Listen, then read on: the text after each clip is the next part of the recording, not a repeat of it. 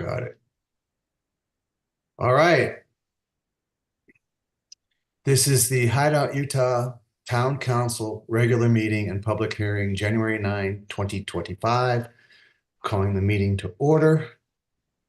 And yeah, I'm calling the meeting to order and I'm going to take roll. So we're going to go down the list. Chris Byer. Here. Carol Hazelton. Here. Thank you. Ralph Severini. Here. Jonathan Gunn. Here. Bob Nadelberg. Here. Thank you. We have the full council here tonight. And we have a quorum, so we can move forward. The first item for review is consideration and possible approval of a resolution adopting Hideout Town Engineering Standard Specs and Drawings Manual. This is a continuation of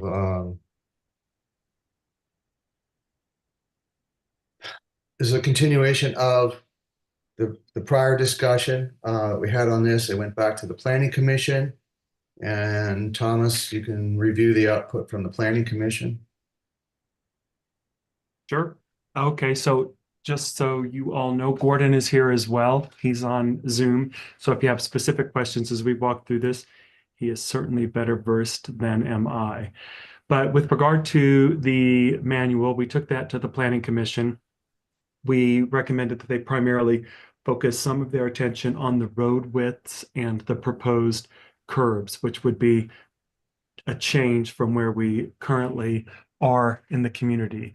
The existing roads are typically 24 feet of asphalt with 2.5 feet of rolled curb and gutter on either side. So there's 29 feet of drivable surface width, I should say. The proposal is to go to 33 feet, which would be 30 feet of asphalt and 1.5 feet of shoulder on either side. So it'd be about 33 feet of drivable surface. So we wanted the Planning Commission to look at that. We'll get into the other standards in just a second, but we wanted them to specifically look at that and make some recommendations. Ultimately, they discussed the character of the existing community that is primarily rolled curb and gutter. They discussed concerns with regard to wider roads and speeds, number of back and forth discussions, and ultimately where the Planning Commission landed is a favorable recommendation for the standards overall. They really didn't make any other recommended changes to other standards. They recommended the standards, the manual in whole, with the proposed width change, the increase in width from 29 to 33 feet, but they recommended keeping the rolled curb and gutter just because that's what's in the community right now. So they recommended the increase in width, the rolled curb and gutter, and there was some discussion in particular with regard to Elkhorn Springs, Nate Brockbank's project up on the Salzman property. They thought that maybe since he was underway with some review, but just concept review, so he's not vested in any way whatsoever, but they felt that since he was in that process, that they would make the recommendation effective June 1st of 2025. So that was their recommendation. We had an opportunity to meet with a few of you individually or in groups of 2 by 2. So we heard some additional input with regard to street widths. We can go through that tonight if you guys have any additional questions.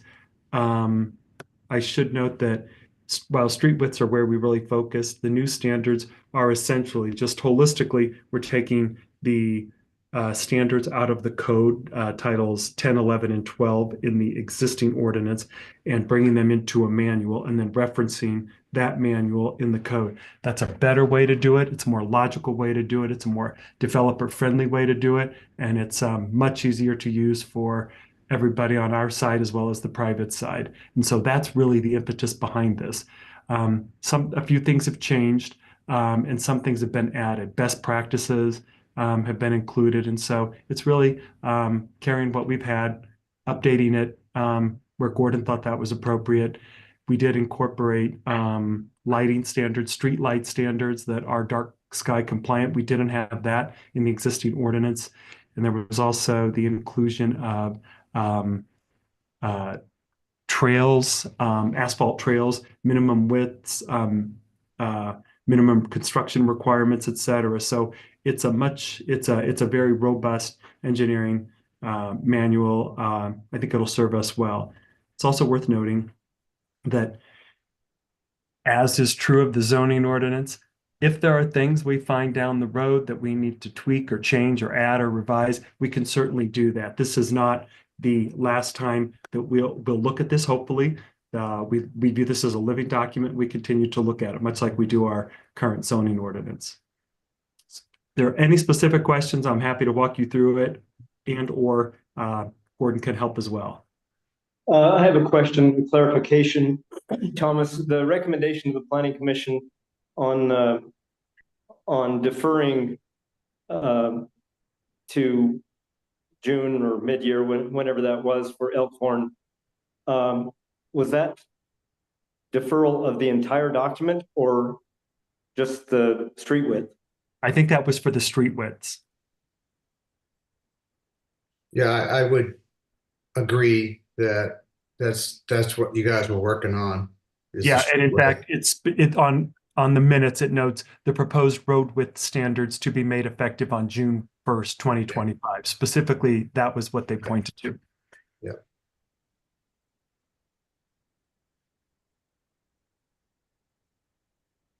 I don't have anything to add. We've, we presented this before, and the city council requested a comparison to the existing standard, the existing code, which has been provided to the council previously. So with that, I'm happy to answer any questions. I have a few questions. First off, I love the idea of simplifying the code and putting it together in a way that developers can find it easy to reference and easy to use. After having some meetings with recent developers, I think that's a big step forward. So I like the idea. Carol, you're not on mute. Sorry, go ahead, Jonathan. Oh, no problem. So I just want to, as I understand it, there are only two changes. That is the road width and curbs. Is that accurate? No. Go ahead, Gordon. There might be subtle changes. There are subtle changes. There are subtle changes. Well, let's call them material changes then. In terms of significant or material, those are the only two changes, or is there something else out there?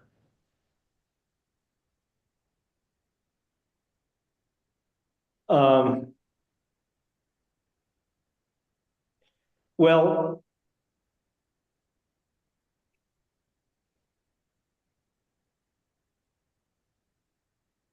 I'm struggling with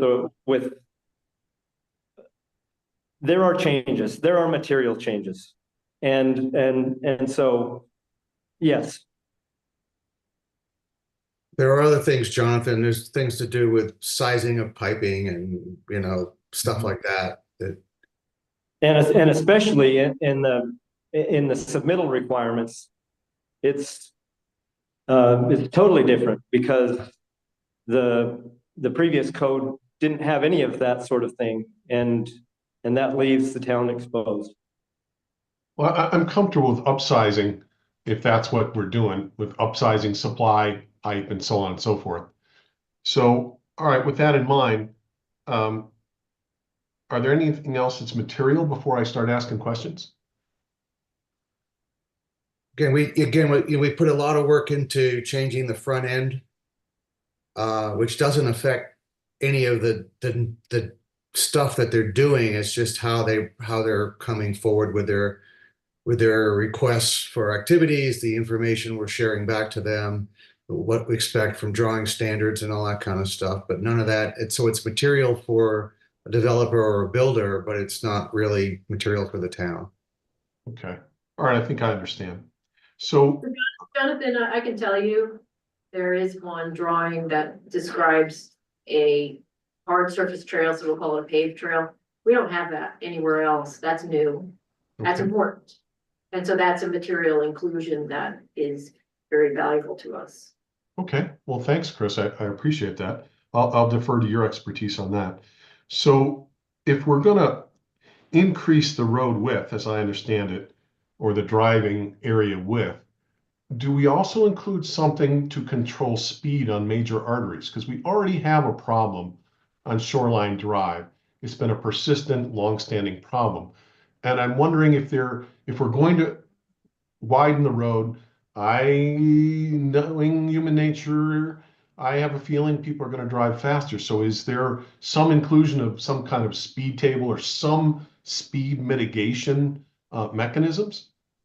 Well, so I'm glad you asked that question because it's with respect, I don't use this term disrespectfully to you, but it's a fallacy.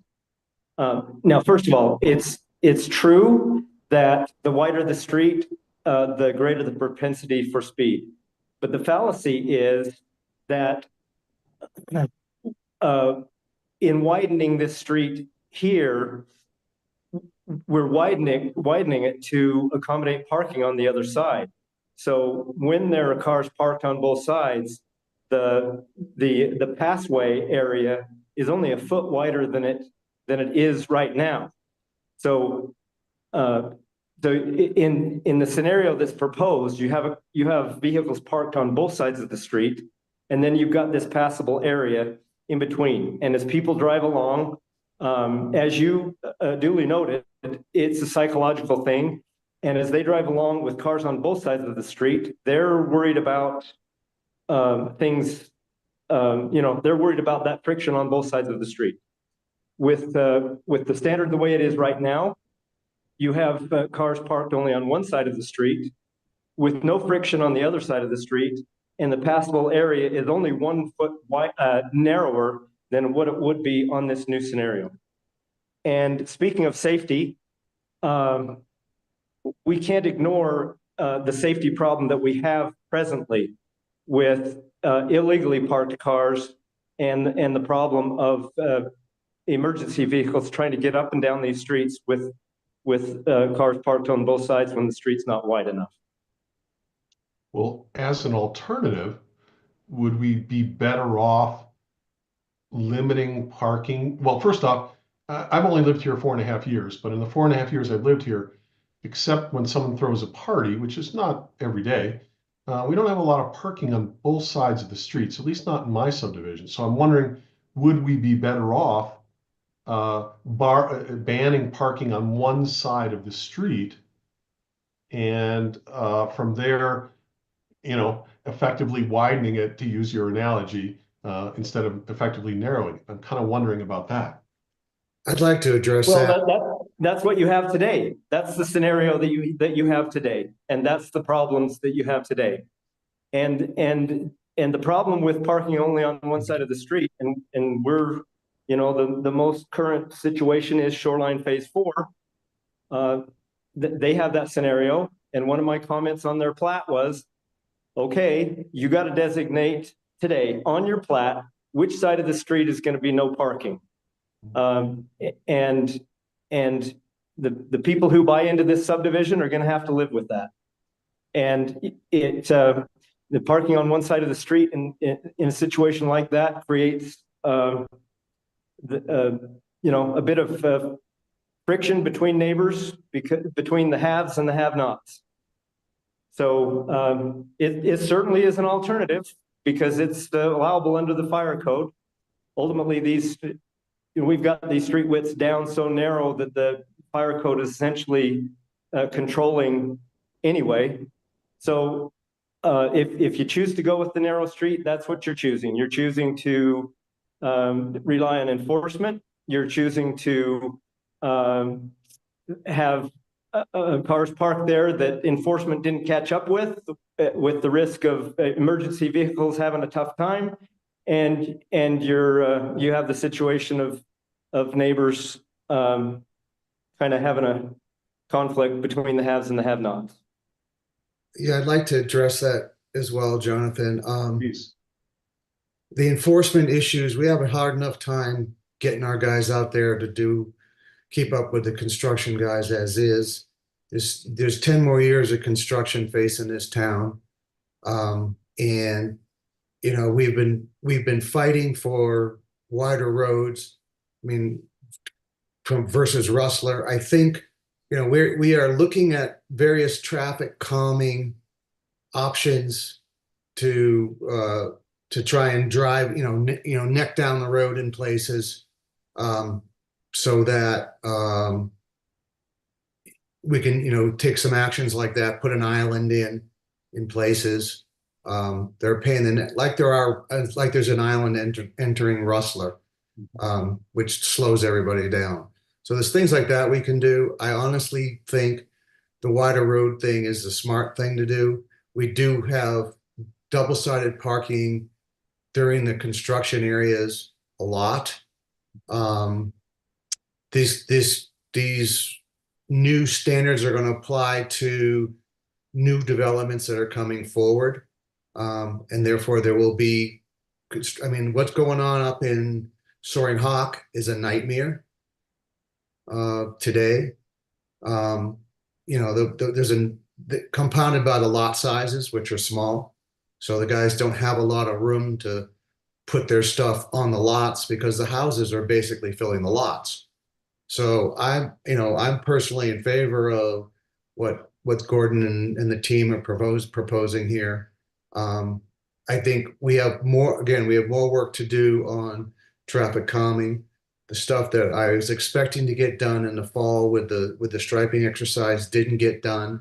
And we can't do it in the winter, but we'll have to do it in the spring. But we have more things to do there. I just authorized the purchase of a speed monitoring device for Shoreline. So we'll have real data, real-time data for the speeds That's on throughout Shoreline. the town, not just Shoreline. We can use that throughout the town. Yeah, it can be moved, but initially we're going to put it on Shoreline for sure. And I'm sorry, go ahead and finish. so I think, I think there's more pros than cons myself. I forgot to answer the question about traffic calming. There's a standard in these new standards that says any street that is longer than 1,000 feet without a curve in it requires a traffic calming measure. And these standards include a design for a traffic calming intersection, which essentially it chokes the street width down at the intersection. And then I recall when we went through some of the traffic calming options, Jonathan, some of them were not implementable with our narrow streets, but if you have a wider street, you actually have more traffic calming options to implement. So would a speed table be on the menu list of things that would might be required in that context? So there's a companion document that I've proposed to the administration. I've shown this to the administration, traffic calming policy. And you can put whatever you want on that menu. It's, it's wide open. The Institute of Transportation Engineers has a lot of tools that we can use. And, speed tables are one of them. Your emergency services and public works aren't going to like vertical deflections, but those are options. Because I understand the benefits of the wider street, and I feel good about those, but I am worried. We've had a lot of complaints about speeding, and it's been going on for a long time, and we haven't so far been able to get control of that. So if we're going to widen the streets, I'd like to see us include or make sure that we have the ability to require appropriate speed calming, reducing kind of options, and maybe there's a menu of them. But I think if we're going to widen the streets, I really would like to see us do something in that area to counteract what I think we all agree is going to be happening. Wider street means, faster driving, and that's not, I think, what we want to promote. Agreed. So that's in the standard that you see proposed. There is a requirement in there that says if you've got a long straight street, longer than 1,000 feet, you gotta implement a traffic calming measure. And if you've got an A hard intersection, one. and if you got an intersection, you have to do the same. Okay. A major Does- intersection. Sorry, I have a follow-up question there. So would that suffice for the kinds of streets? Have we done any kind of analysis on our current streets and what that would do, even if they don't meet the width? But because I don't think we have very many, streets that extend, but we do have some sections that extend over 1,000 feet. So do we have any background? Shoreline Drive is a good example of that. So Yeah, I'm exactly. not sure I understand the question, because these standards are not about the existing system out there. No, I get that, Gordon. My question would be, if we applied them as an example to our current set of streets, whether they're straight or curved, what would we get out of it? What would be, what solution, what kinds of things would this every 1,000 feet you have to have some kind of traffic control and slowing down situation. How would that affect? Would that be a positive? Would it be a positive impact on what we have currently? So Ralph, this is, Are you saying if you were to retrofit the existing streets with Yeah, I'm not traffic even calming measures? asking that. I'm asking hypothetically, if we did that, would that help us? So I'm not asking absolutely. I'm just saying, in a hypothetical situation, given what we have, would traffic calming, and where would it be applied in the streets that we currently have?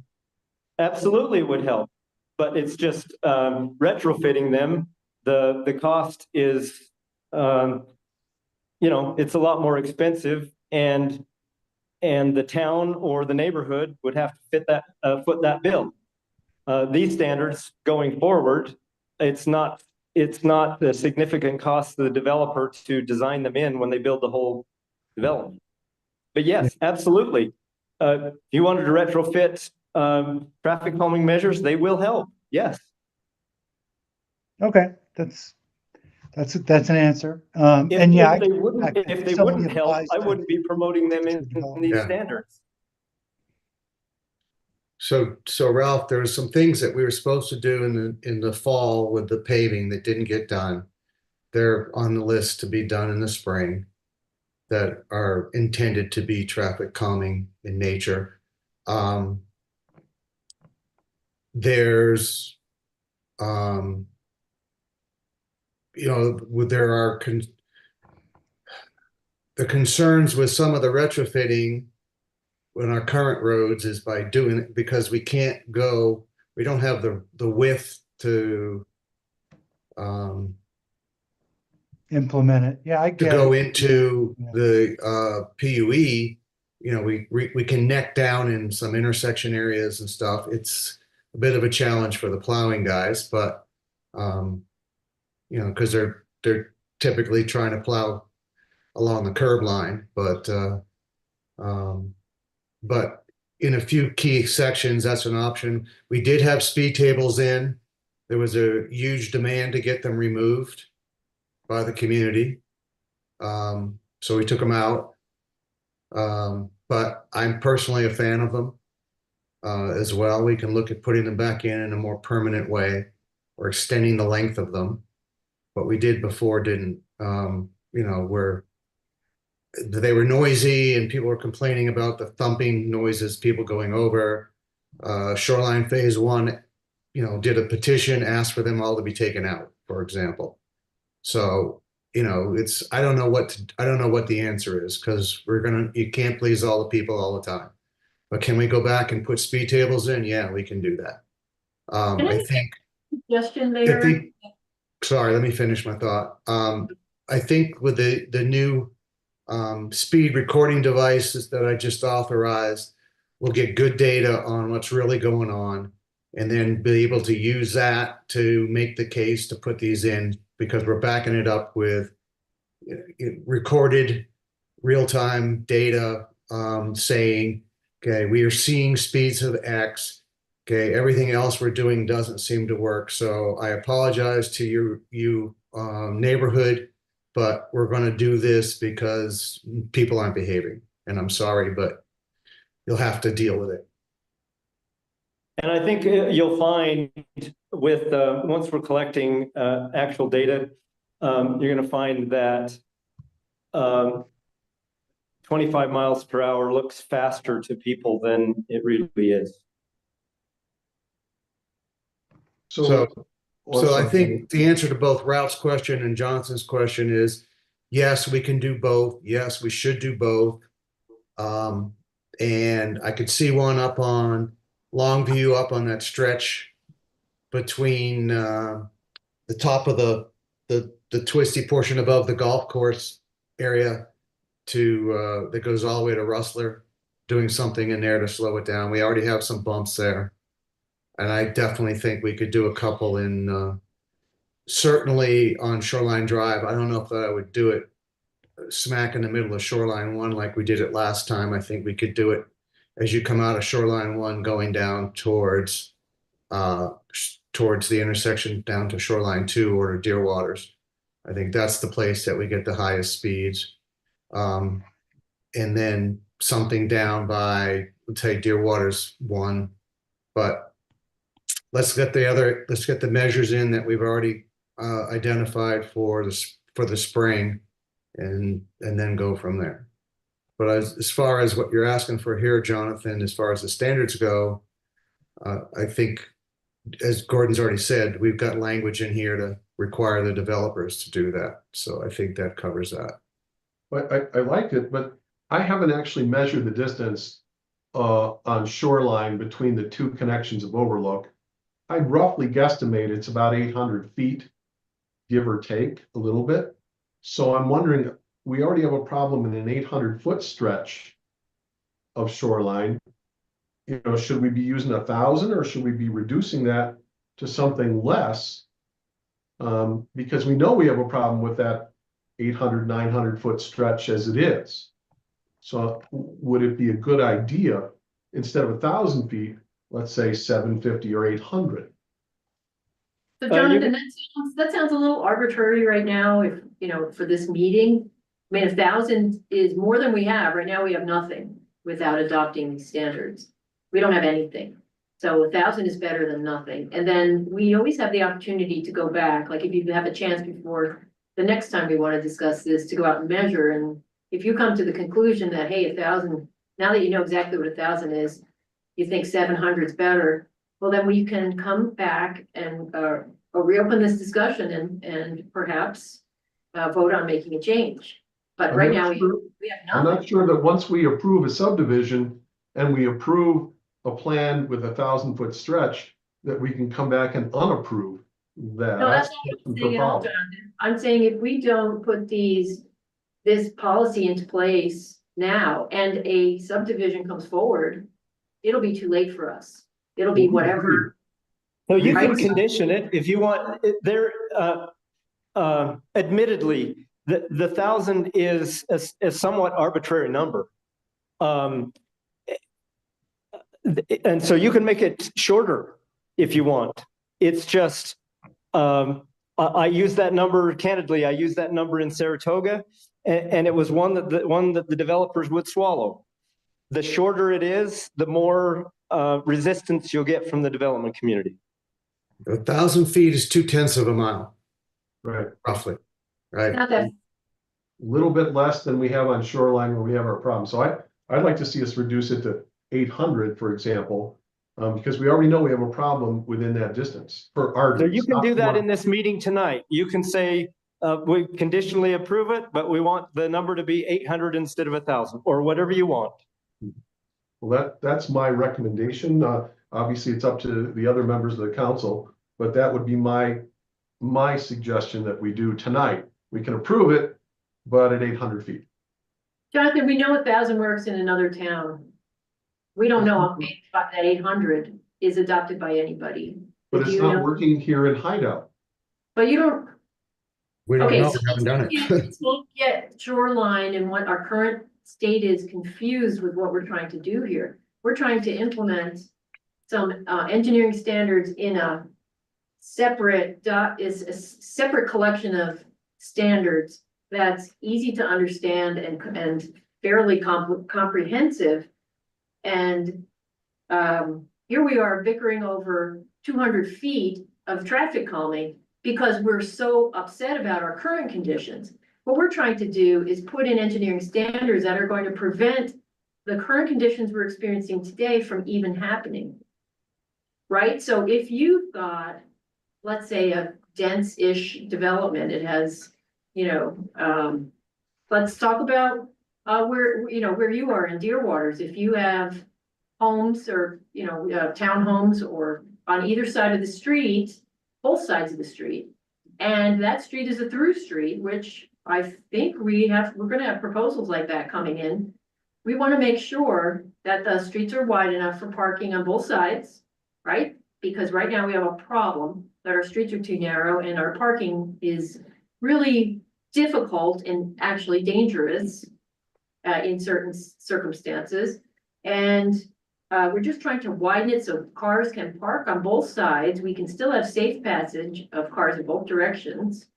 And it's wide enough so that we do have a multitude of options for traffic calming available to us. And let's not get hung up over a distance, whether it's 800 or 1,000.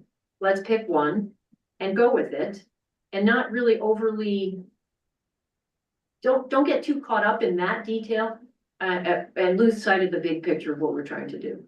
We agree on everything but the number. And so let's see what. the other Jonathan, I members of the mean, council think. you've made your proposal. I'll put it on the table if we take this to a vote, and we'll see what the council wants to do. Fair enough.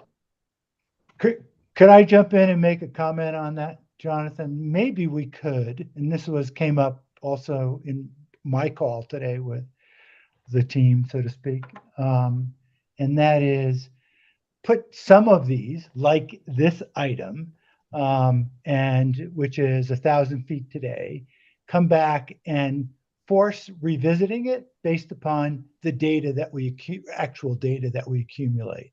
So in 6 months, we say that we revisit these 5 items based upon actual data accumulation, and we either keep it or we change it based upon that data.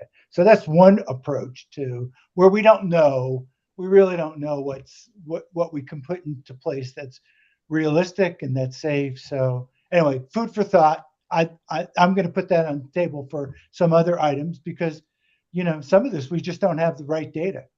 So having good data is, kills us on the town. Yeah, these standards are not set in stone. Obviously, we want them to be standards, but that doesn't mean they can't be changed. And so, those can be revisited. Unless and I think we have to do more than just revisit it at a sometime in the future. We probably need to say in 6 months, we will revisit these 3 items. And in the meantime, we will collect data on those 3 items to substantiate where we're at, or should we go to something else, and that would satisfy me at least, because I don't know whether 1,000, 1,200 or 800 are the right numbers here, other than for some other town, which is a benchmark, certainly. But what we don't have with the other town is, did it improve anything? Or, just having a standard from Park City or, whatever other town doesn't tell me anything unless the data shows that we have an improvement and, you know, it's reduced speed and certainly it's reduced any propensity for accidents. I'll stop there. Can we move on to the discussion of the curb? Yeah, I'm gonna come to that. Yeah. I have questions on that as well. Are we coming to that Jonathan, now? did you have any other input on the speed situation? You know, I mean, we're kind of flying in the dark here. Not really, Ralph. I've kind of said my piece. The only point I would make is that if we approve the subdivision under these rules, we can't go back and change those rules for that Yeah. subdivision once we approve it. And that's why I think tonight's the night to reduce that to some other distance. But I've made my points. The mayor's going to bring it up later and I'm satisfied. Jonathan, I think the date, you know, to solve your, you know, your worries, to address your worries and to talk about Ralph's, you know, saying that we need data. What I think we really need to do is, you know, approve this tonight, and then let's get a concerted effort going on the speed issue in our existing built area. And I think that will help us with some data that we're looking for these standards, just by trying to address the speed problem in our built areas and doing it and really focusing it on that. And I think that might help us with the data that we're looking for what would we want to do to change the standards now that we've addressed or tried to address the existing built speed issues, and how should we change the standards going forward? And that would sort of get to your part of your concern, which is, oh, people are just driving too fast every single day, you know, in and out of town. And we've not been successful in slowing them down yet. I'm not suggesting we defer this. I'm merely suggesting that we reduce the 1,800, but I've made my points. Yeah, we're going around in circles here, guys, so. Yes. All right, can we move on to curb Yeah, and gutter? I'd like to move on to curbs, yeah. Is it okay if I start on that? Sure.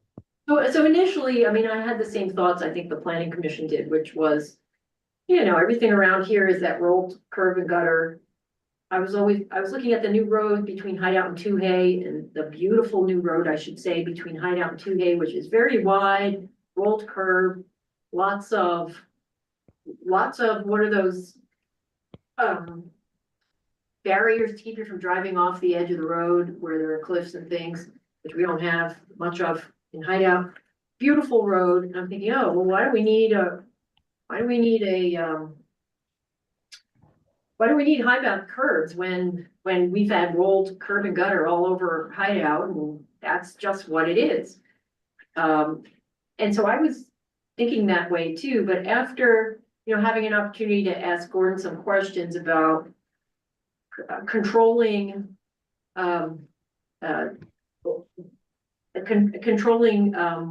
water, like after a monsoon event, monsoonal rainstorm, or the runoff that comes from a rapid snow melt that we had a couple of years ago, where we needed sandbags and there was flooding, and our current grading system that goes to our storm drain just was inadequate. The flows of water were running right over it. You know, some would fall in, but some of it would run right over it, just keep on going.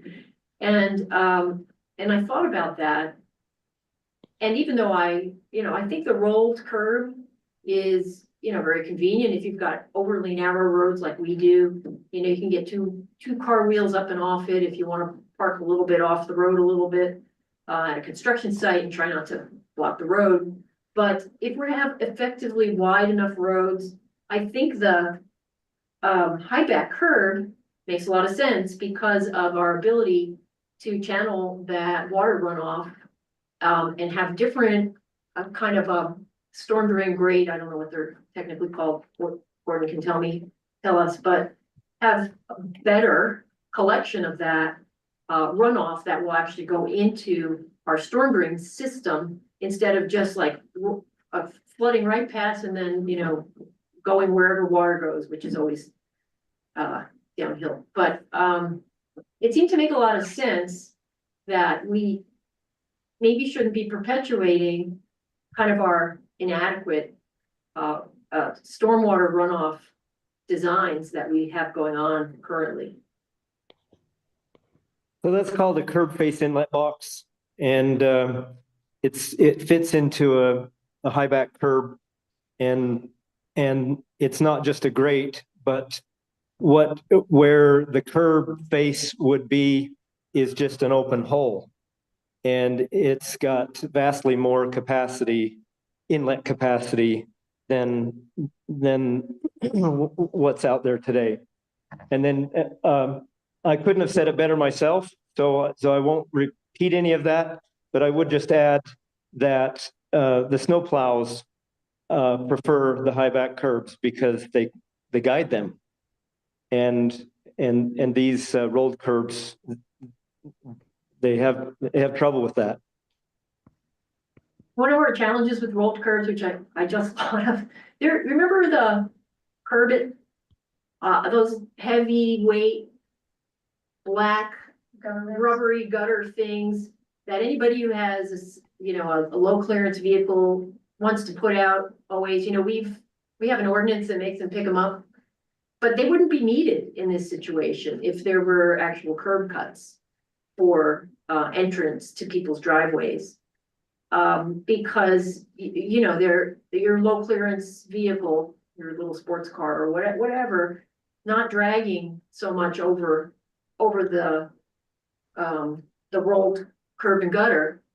I think that might also help address that problem that people. Yeah, I would shudder to take my my Ferrari. I don't have a Ferrari. If I had a Ferrari, I would shudder to take it over one of those, or my Mazda Miata for that matter.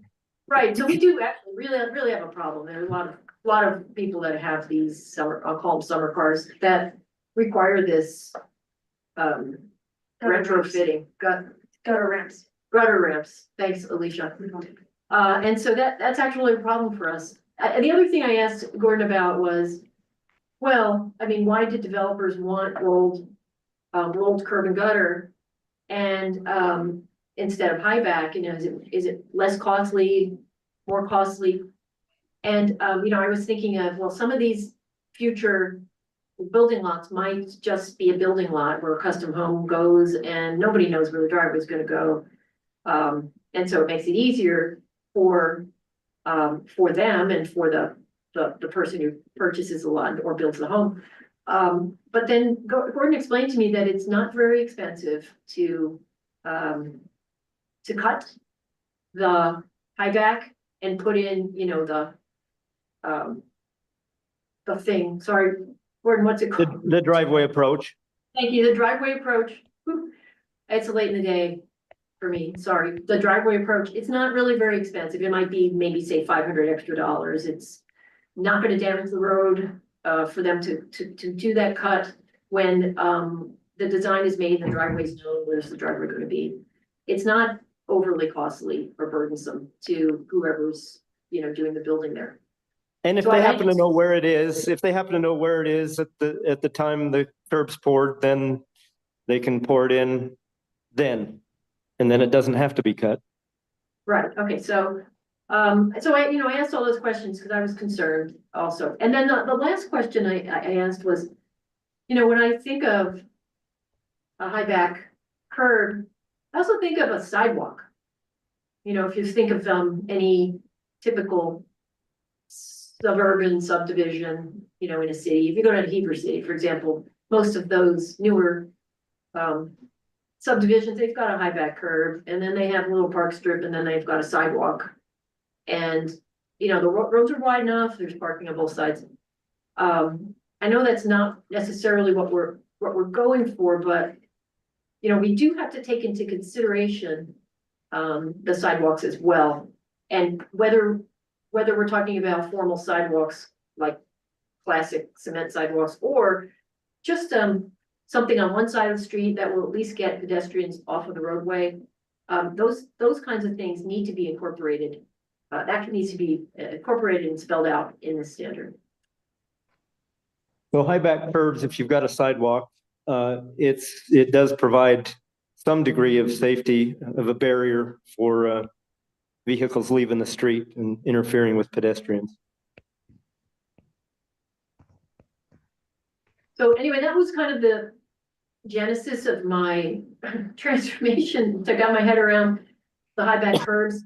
And I think most of it is, if I'm thinking about our future development areas, if we're looking at, that we have, and not including anything we haven't annexed yet, but, it's very hilly around here. Some of these will have some pretty steep inclines. I would be expecting the water runoff could be substantial in a monsoonal event or, a rapid snow melt off. And we could need, in those situations with kind of the steeper slopes, it does seem like if we don't do the high back curb and that, whatever Gordon called it, the special catch basin. The curb face inlet box. Curb face inlet box, thank you.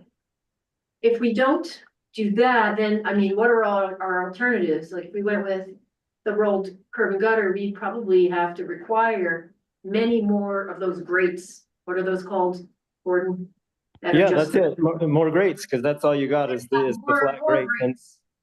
Than we have now, and we would have to include that in this specification. Like, what would the calculation be depending on the anticipated flow? How many grates would there need to be?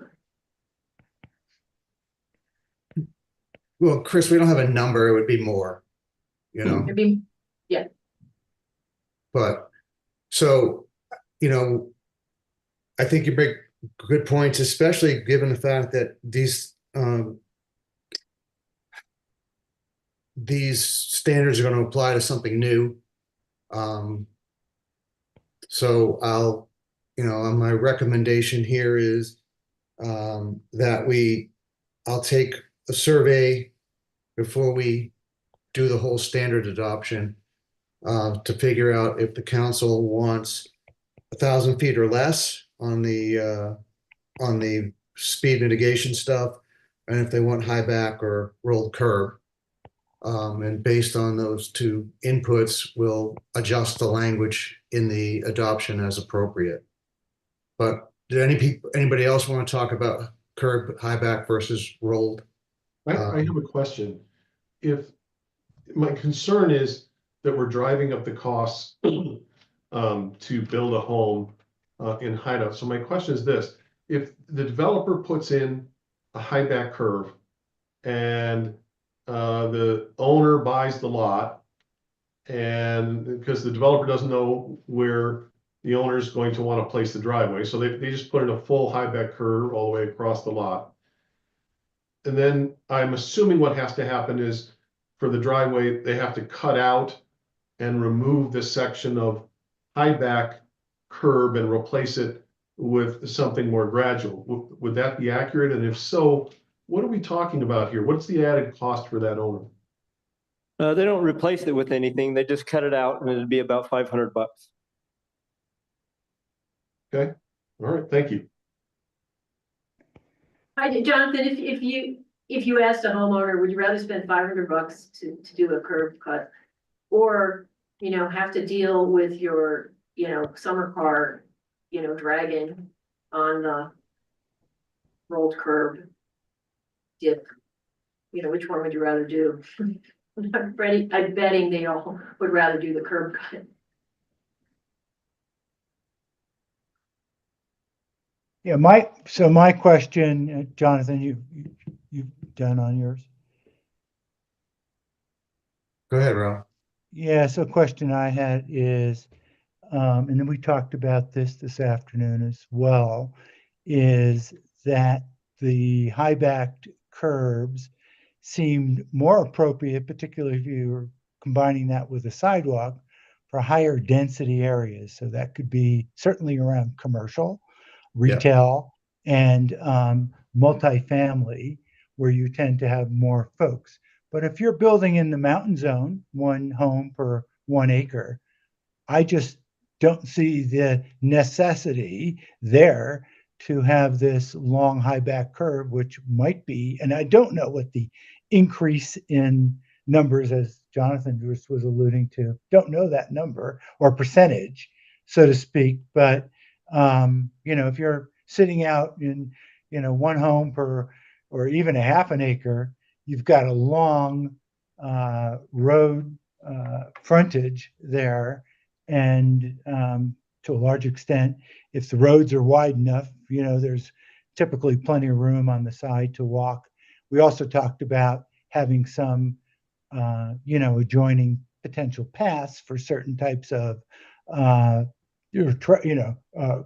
of sidewalks, but not sidewalks, just walking paths, might be macadam or something like that for those kinds of areas. But on the curb side, not sure that was really required. I thought it might be more useful for those kinds of, for the rolled or high back curves for commercial,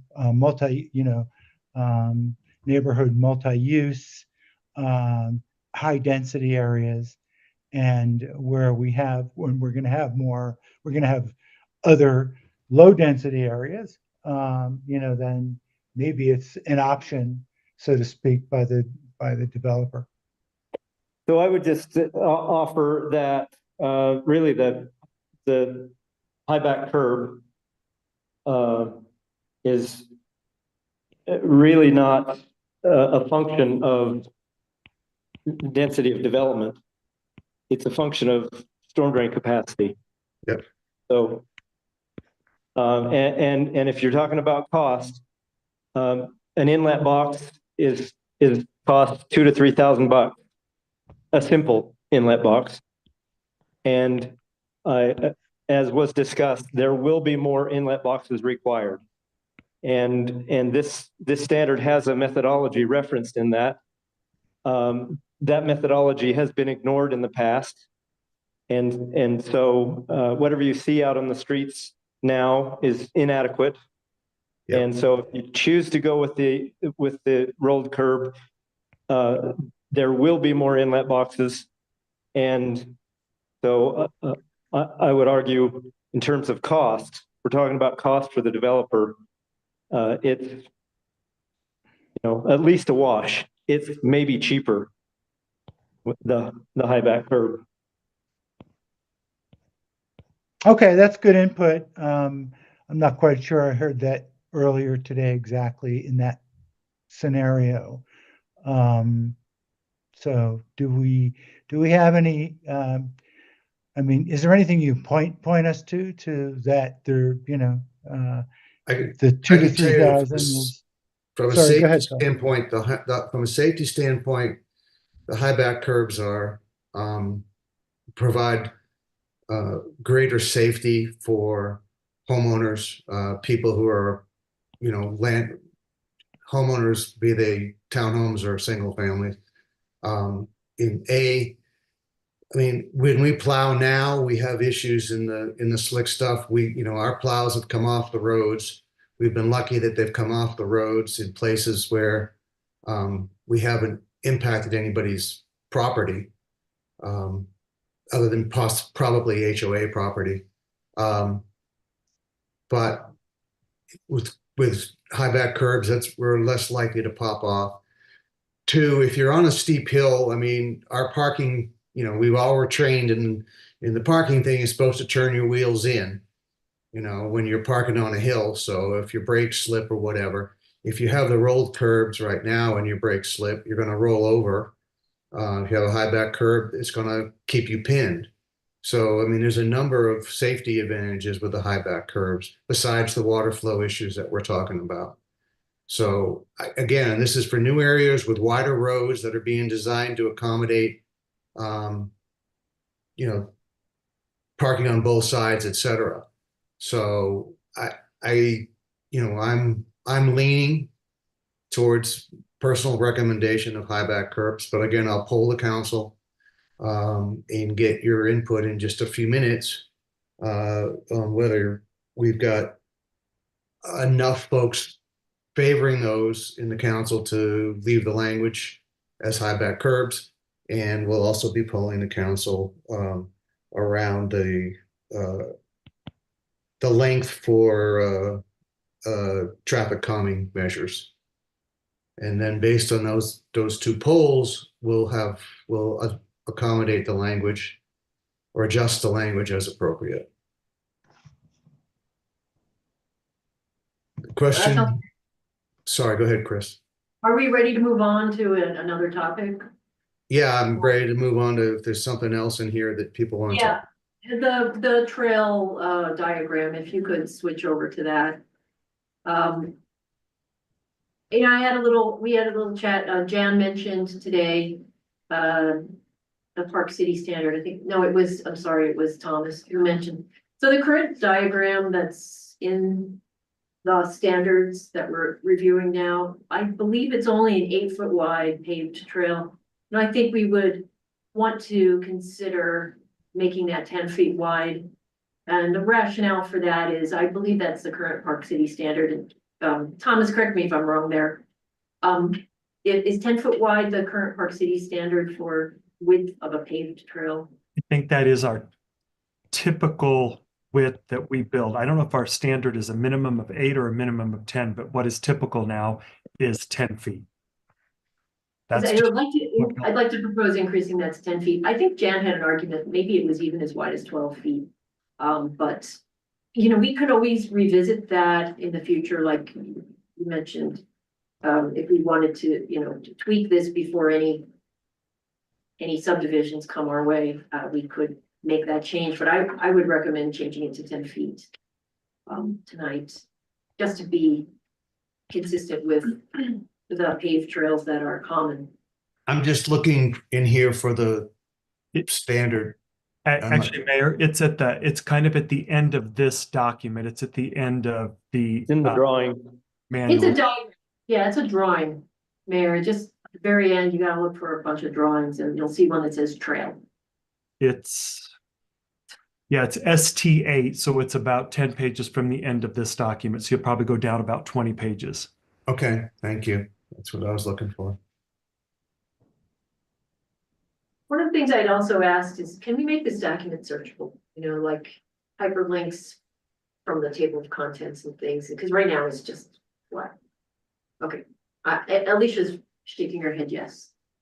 And we can do that. Yeah. Alicia can probably do that more easily with a Word document, I assume. And so I've got that. I just don't distribute Word documents, you know. Yeah, because they get changed. You don't want them changed. Thomas, am I even getting close? Here, Mayor, I'm going to give you the page in just 1 second. I'm doing it on my document now. Okay. If you go down to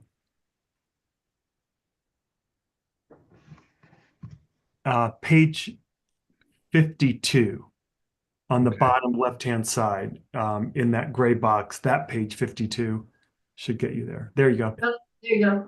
You're there. So 8-foot minimum, 12-foot minimum on trails that access utilities. And you're looking for that to be 10-foot, Chris? Yeah, I'm suggesting that. I mean, we can talk about it, but the 12-foot minimum on trails that access utilities, that's so that a vehicle can drive down, right? A full-size vehicle. Right. Correct. Okay.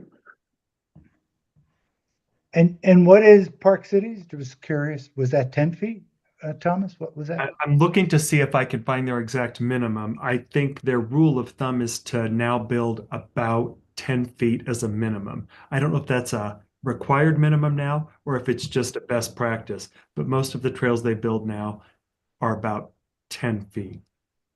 Because whatever we put in here is minimum, that's what we're gonna get. We're gonna get the minimum, Yes. right? Yes. Because nobody wants to put any more asphalt down than they must. Right.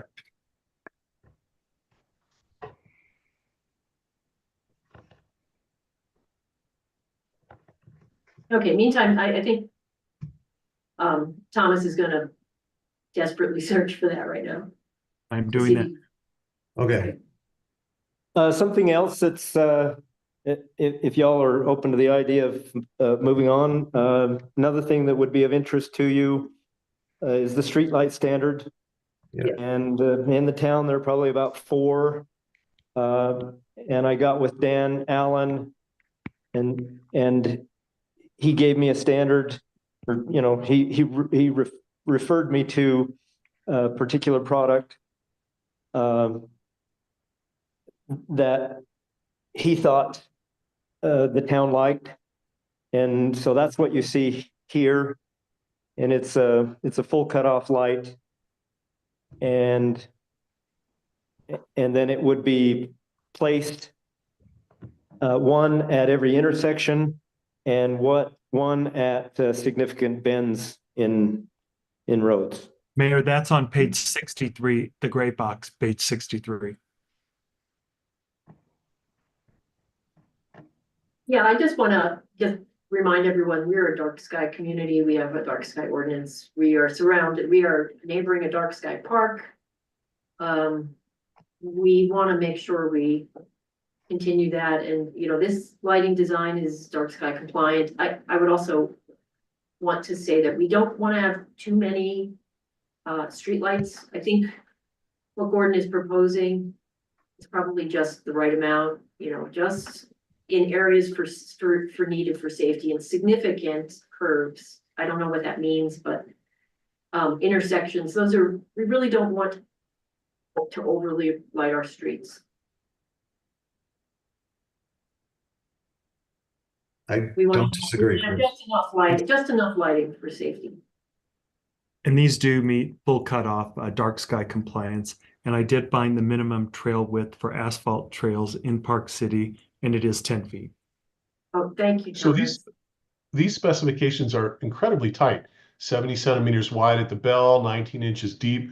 Are we specifying a particular product from a particular vendor, or Yes. or is this Yes, design available from multiple vendors?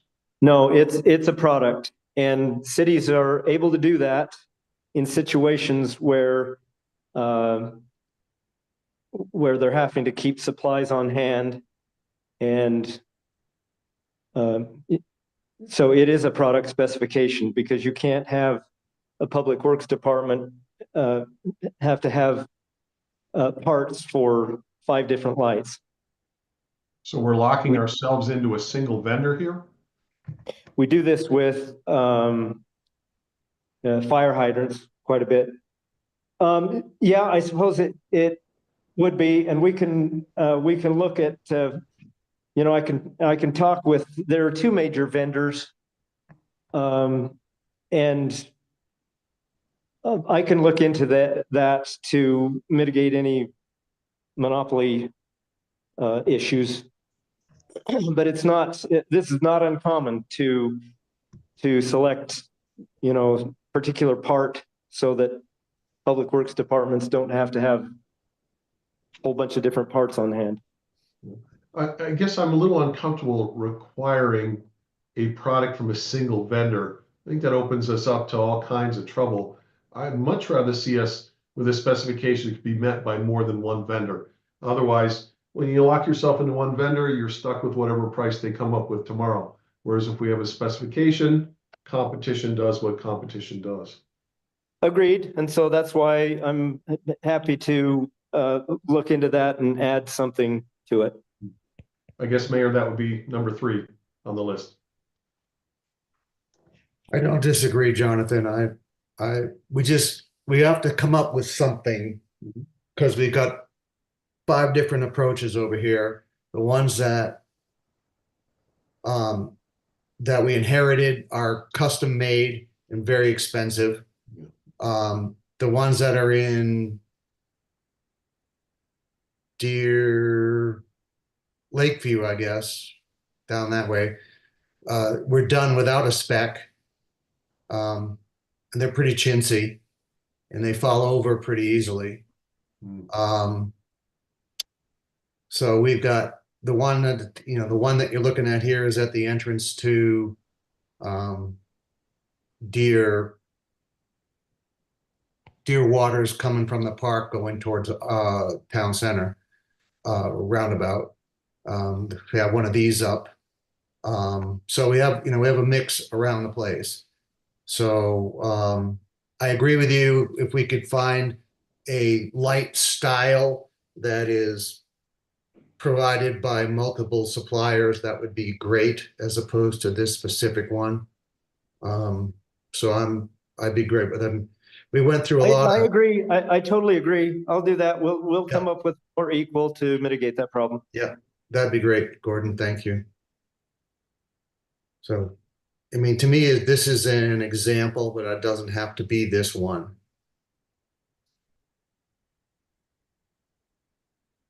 So if we do come up with something, we should know that there's 2 or more suppliers out there. Yeah, vendors. I mean, that may change over time, Ralph, but at least we Yeah, started. I mean, it's a We starting started point. with Yeah. somebody who So makes a if similar you light. want to, if you want to cover your bases for this document to move forward, just put a Yeah. condition that that we include or approved equal. Yeah, That's Yeah, all. I guess the language I'd like to see is substantially similar. yeah, Well, that's what we use is in the industry is approved equal. okay. I can live with that. I think that makes total sense. I'm totally good with that. And that's a good point, Jonathan. I'm really glad you brought that up. And can I note that often these type of fixtures are part of the state procurement Yeah. process, so Good we point. don't, it's already it's a set amount. We don't have to go out to bid. The state has already vetted that for us. So even if we have one vendor, if that vendor is on the state list, which typically it is for these type of materials, we don't even need to do any kind of RFP or anything. We know we're getting a fair price. Great. Okay.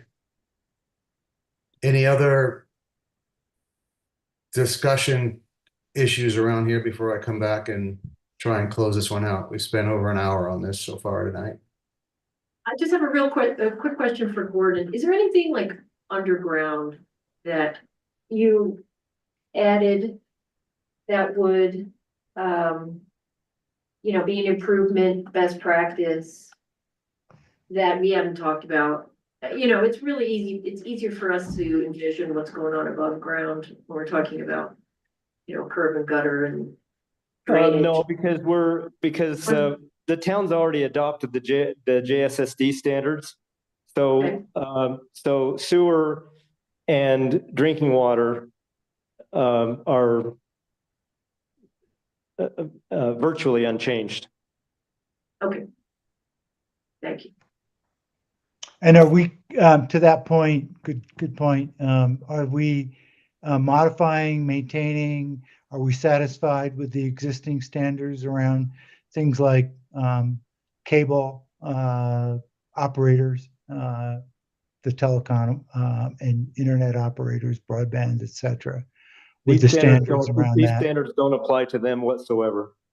Okay, is that right? Okay, nothing in there that would meet their, what standard does apply to them, Gordon? So I They're can all help here. Polly and I recently worked on updating our utility requirements. And now we require them to be underground. They cannot attach new above ground cables, the exception of the power company who's got some pre-existing things. So we've forced them underground. We've limited, and Polly, correct me if I'm wrong, we've limited their ability to put in above ground structures. They have to be limited in height, like the junction boxes and things like that, meter poles. But we've tightened that up substantially, Ralph, over what we used to have. Yeah, I'm only bringing that up because we personally had a problem. I think Chris had a problem.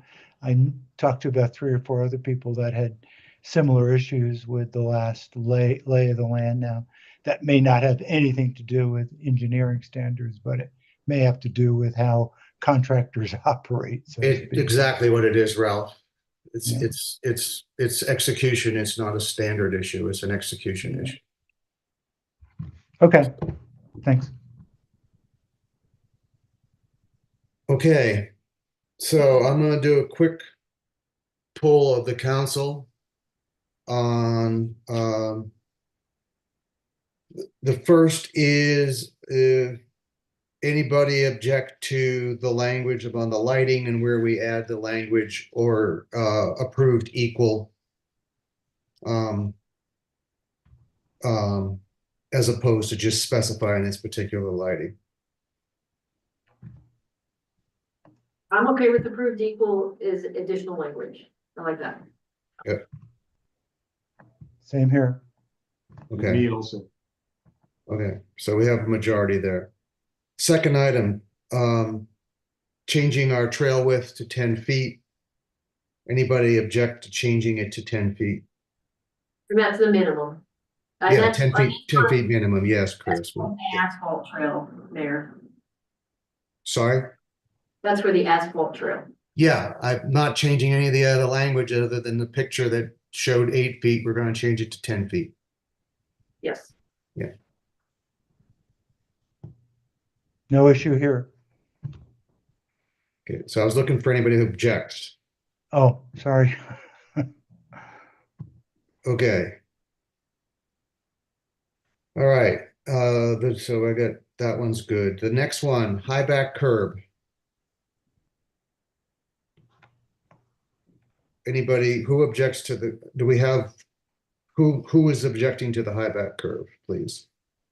Well, I had a discussion on how we would do it, but you convinced me, and Gordon convinced me that let's have consistency, number one. Two, Phil, you brought up the snow plowing, and I know my son just left and he was driving a snow plow for a while. He brought up some of his issues when he was agreed, and the storm drain. So I'm on board for the high backs as a standard. I'm on board for the high backs as a standard also.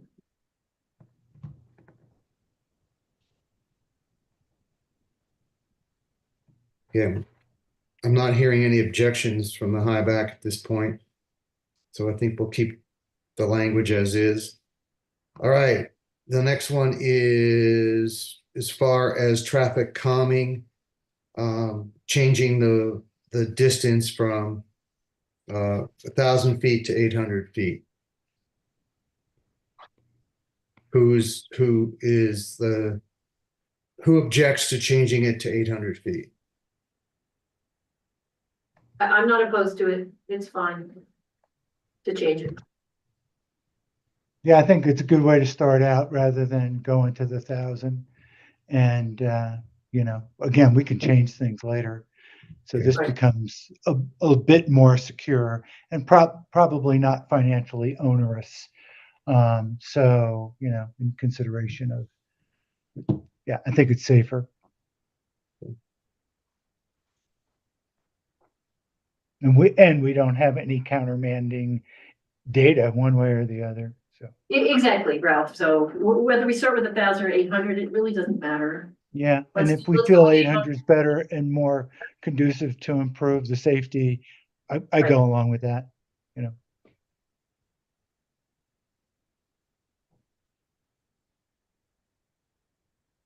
Okay, so what I'm hearing is I'm looking for a motion to adopt a resolution adopting the Hideout Town standard specifications and drawings with the following modifications.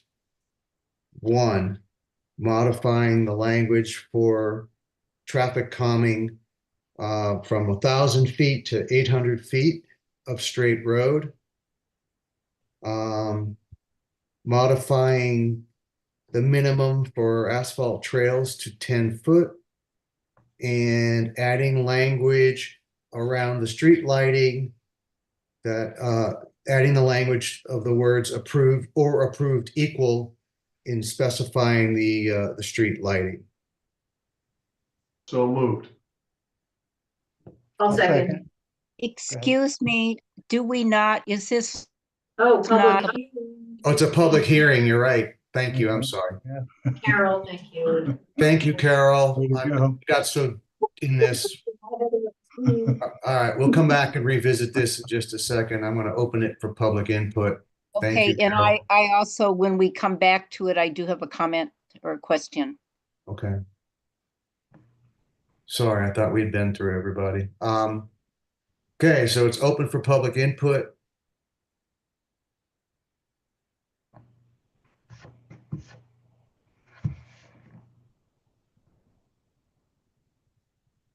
And the way you do that is raise your hand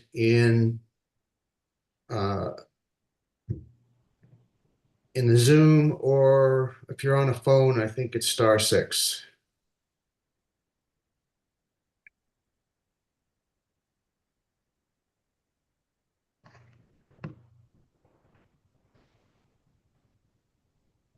Okay, I don't see anybody raising their hand. No public input there, so I'll close public input, and Carol, I'll come back to you. I'm sorry.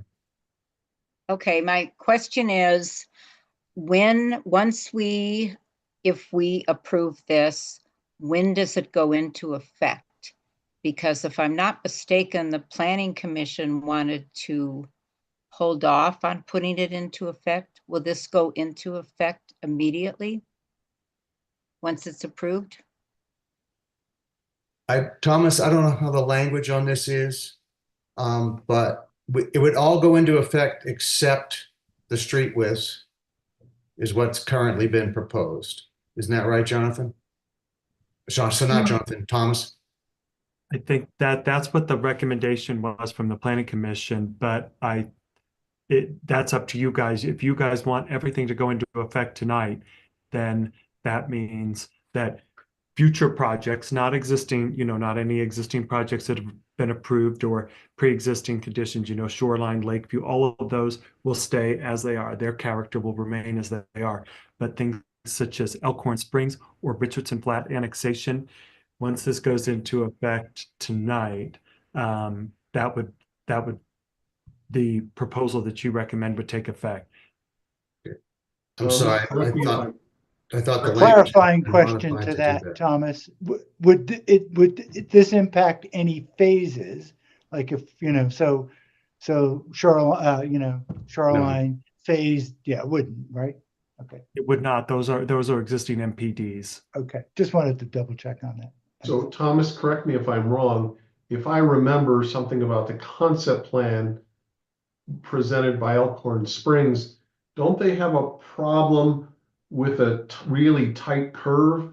And if we impose a wider street requirement tonight on them, does that create a problem with that curve of theirs? Gordon could probably answer that better than me. I don't think it was on Elkhorn Springs where there was a tight curb. You might be thinking of the Wild Horse Oh, development. yes, you're correct. Thank you. Residential. Well, Thank you. well, I would add Elkhorn Springs is still in flux. Thomas has got a new concept plan that I haven't seen yet. And so just to make sure everybody realizes, Elkhorn Springs doesn't even have a zone change yet. So they are not very far down this road at all. To reiterate, Elkhorn Springs is in for concept plan and rezoning, and they don't have either yet. So they're not vested. So what you approve here, if you want the wider roads with the high back curb, if you think that's appropriate in that area, then you would incorporate that, vote for that tonight, and after tonight, that would take effect. What about Wild Horse? Wild Horse is probably going to have, they have proposed private roads up there because that's partly a gated community. So these standards would not apply to them. The minimum standards would be what the fire marshal requires of a private road. So these would not require if they're private. Okay, thank you. So the planning commission has recommended June 1st for Elkhorn Springs to accommodate Elkhorn Springs for just the road widths. Everything else that we were approving to change tonight would apply. I'm okay with supporting the planning commission, but it's up to you guys. Yeah, I would, I wish someone were here to make that argument, Mayor, because I didn't attend the planning commission. I didn't hear that argument. Wish there was somebody here to make that argument. Because right now, I don't know why we wouldn't have it apply immediately. Because that's the whole purpose of doing this, right? We're trying Yeah. to get ahead of a subdivision preliminary coming our way. And I would also say, I agree with Chris. I would also say if you're going with high back curb and you kept the road narrow, you would still not achieve the goal of parking on both sides. You would actually, you wouldn't have enough width to do that. So if you agree with parking on both sides and you've gone with high back, you've recommended high back curb, I think that you would probably want to keep those consistent from this point forward. I do remember the argument, and the argument was all about them having done a lot of work, and that's just not true. They haven't done that much work. They don't even have a zone change, and their design is still in flux. I mean, and their concept plan is still in flux, I should say.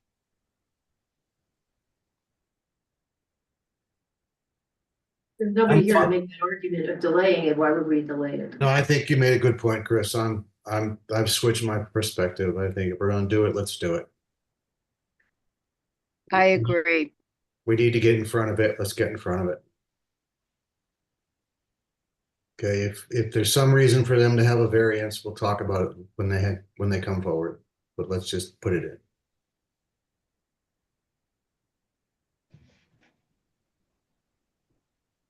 Let's get Mayor, her do you done. have to do the whole motion again? Yeah, I can do the whole motion again. Thank you. Okay, so looking for a motion to approve a resolution adopting the Hideout Town Standard specifications and drawing as proposed tonight with the following modifications. The language added to the streetlight specification, adding the words or approved equal. Changing the minimum on asphalt trails from 8 feet to 10 foot. Leaving the language of adopting high back curbs as stated in the document, and reducing the length of straightaway to 800 feet. Anything beyond 800 feet requiring traffic calming measures. And with that, I'll look for a motion. So moved. I'll second. Okay, Chris, second, Jonathan. Okay, Carol, how do you vote? I approve it, but I want to make sure that it goes into effect immediately. Yeah, will. Okay, It'll be as of tonight because we're adopting it tonight. okay. I vote yes. Okay, Ralph, Yes. Bob, Yes.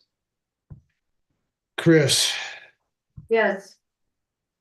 and Jonathan. Yes. All right.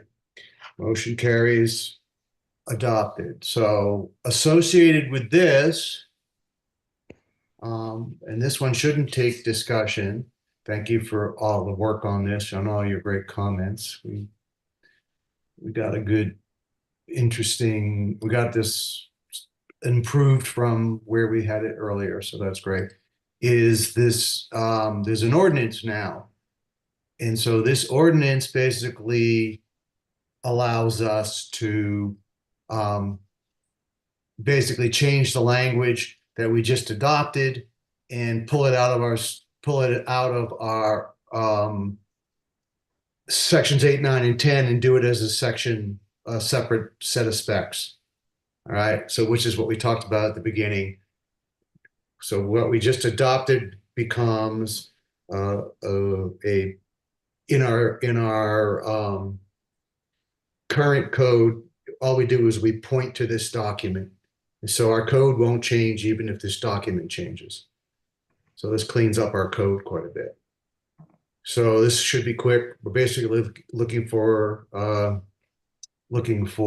motion to adopt an ordinance amending sections to update items within the land use code in titles 8, 9, and 10 as specified here. So moved. I'll second.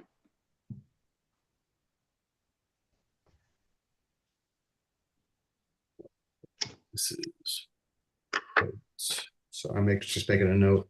Okay, Chris. Yes. Okay. Bob, Yes. Ralph, Yes. Jonathan, Yes, and Carol. Yes. Okay, motion carries, carried, this ordinance is approved. Did I need to do this separately as a public hearing?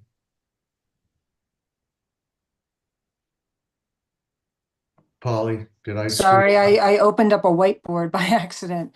Yeah, just do a quick public hearing. They're two separate ones, so two separate actions. Do I need to redo the vote then? Um, Yeah, I'll do it. Doesn't take long. yeah, Okay, so anybody, public hearing, open, any comments on why we wouldn't adopt the ordinance changing the language to support the work we just approved in the prior section? And again, raise your hand functionality in Zoom or *6 if you're on the phone. Sorry, these are so closely related. I should have done them together. But.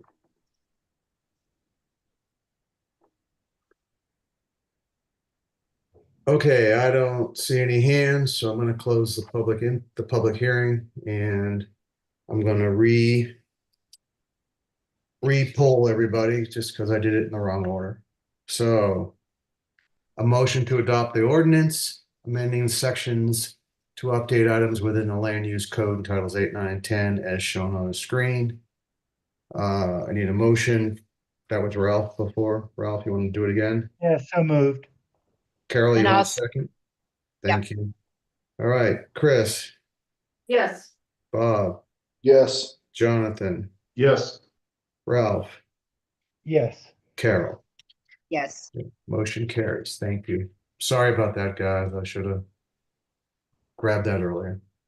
All right, let's go on to the agenda items. Q1 financials.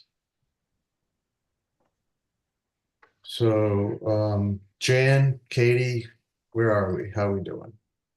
Sure. Let me take this. I wanted to point out that this is the actual financial results through December. So it includes all of Q1 and Q2, plus the anticipated forecast. So what we do is we look at the trends as well as what we anticipate for the next 6 months. And we say this will be our FY25 actual plus forecast. So you can see right now we're flat to budget. And of specific note is the 61,000 revenue unfavorability to budget, primarily due to contributions and transfers. So let me explain that one a little bit more. The town was going to utilize some MIDA funds for various general municipal services expenses, as well as strategic growth initiatives. So we budgeted to move funds from the MIDA fund to the general fund. Due to operational efficiencies and residential growth, the town is not planning to utilize as many MIDA funds in FY25 as budgeted, and will retain these dollars in the MIDA fund for future major expenditures and growth initiatives. So when you look at this slide, you can see we're 133,000 unfavorable, but 2 slides further down, you're going to show $133,000 favorable in the MIDA budget. So overall to the town of Hideout, it's still a net 0, but at this point in time, we don't anticipate having to utilize any MIDA funds. And for those not as familiar with the MIDA fund really takes all of the property taxes, municipal energy and sales tax for the residential residences in the MIDA zone, which are predominantly Deer Waters, Deer Springs, Claim, and Lakeview. So the MIDA fund contains all the municipal all the property taxes, sales taxes, and municipal taxes in the MIDA fund. And the general fund is allowed to use those funds for municipal services, a piece of them, and for growth initiatives. So at this point in time, because of our operational efficiencies, we don't believe we need to use any of the funds from MIDA this year, and we'll save them for future growth initiatives. And some of those operational efficiencies you can see are additional building permit revenue, which is more building permits to be issued, developer contributions, and we received about $20,000 from excavation fees for Rocky Mountain Power Lines and Comcast Cable. We also have significant favorability for expenses due to lower salaries and benefits because we're not going to hire a new public works employee or engineer. And we also have some lower consulting costs. Some of these in the professional services, you have some higher engineering costs, which are offsetting the lower consulting costs due to we have to use more external engineers because we're not utilizing and hiring the internal engineer and public works person. So net, we're really monitoring the situation, but we are doing really much better this year. And we're really controlling our costs, and the growth in the town is helping. Just as an example, we have about 59 building permits to date, and we've increased our estimated forecast for the year to be about 120 building permits, of which we only had about 85 in the budget. We also hope to have some more certificates of occupancy. We've done about 44 year to date, and we had budgeted 71, but we're hoping to have additional this year as well. So we're looking really well. We're going to continue to monitor the next 6 months of spend and hope to have some additional opportunity. Good Can I news. take questions That's on great. can I take some questions on the general fund if anyone has any? Sure. Well, it's just Katie, good news. can I ask you a question on the licenses and permits, which is a 10.2% over half the year? Yep. So if we hit 120, so 10% to me would be if we're at 85, call it another 8, but we're closer to 35 going to 120. So should we is there a delay on the on the positive for the license and permits?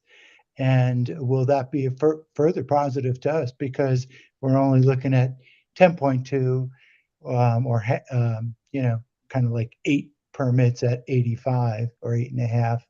So do you see the trajectory continuing to move in that direction, so to speak? I do. So how I really did that, Ralph, was to date, we have about 241,000 in building permit revenue. Now, obviously, we have a little bit more for planning and zoning fees and that type of things. So what I really did on that one is said, okay, I know I have 59 building permits year to date. And if I expect 120, I kind of take the trend and the run rate and divide that 241 divided by 59 and multiply it by 61. Do we have some additional opportunity because there's going to be a very strong spring expected by the developers? We could have some additional more than the 120, but right now I'm being a little bit conservative and just saying right now that $241,000 is my year-to-date number, and that's for 59. So I'm estimating 250,000 for 61 of them. Got it. And do you think it would, well, if the trajectory is growing, so to speak, will that also create issues with our resources? I know some of it is dealt with by, in this case, Hal, but will it create additional demand on our current staff, do you think? No, to me, if we have incremental to what we've had, so right now, the first half looks very similar to the second half. If we have more in the second half, I don't feel we'll have any issues because there's been no issues to date. And we have, as it relates to, the building permit costs, now that we are directly dealing with Sunrise rather than as an outsource through another engineering firm, we do have some financial opportunity there. And to my knowledge, there has been no issues with him doing the current. So we can check with it, but I haven't heard of any issues. Okay, so we're it sounds like you're satisfied that if demand increases, we'll be able to handle it. I believe so. reasonably. Even if it, 120 is aggressive, we're not going to have much in January, February, March, but then towards the end of March, April, May, we could have quite a bit if the developers' estimates are accurate. If we do have additional, we might be able to get some more Sunrise's help. Maybe there's additional people, but we'll check with them to make sure. But at this point in time, everything looks on target. Yeah, and May and June, I think, according to real estate, is the biggest months of selling, if I'm not mistaken. It's like the Yes. beginning of the summer and by the end of the summer, it tails off again. So, Yep. okay. And again, Ralph, don't forget that the permits are precursors to the actual action. So it's No, I know. likely, Yeah. the likelihood of the 25-26 budget needing adjustment is probably greater than what's really going to get done from, other than earthwork in May and June. Right. And then, for subdivisions that are coming up and all the work associated with that. And just as importantly, it's the number of COs and the number of certificates of occupancy. Hopefully with 120, hopefully plus building permits, and with a 15 to 18 month turnaround on those. And because we had such a strong first half of this year, we might have a lot more COs, residents with taxes and paying the additional revenue sources. So next year should look very good as well.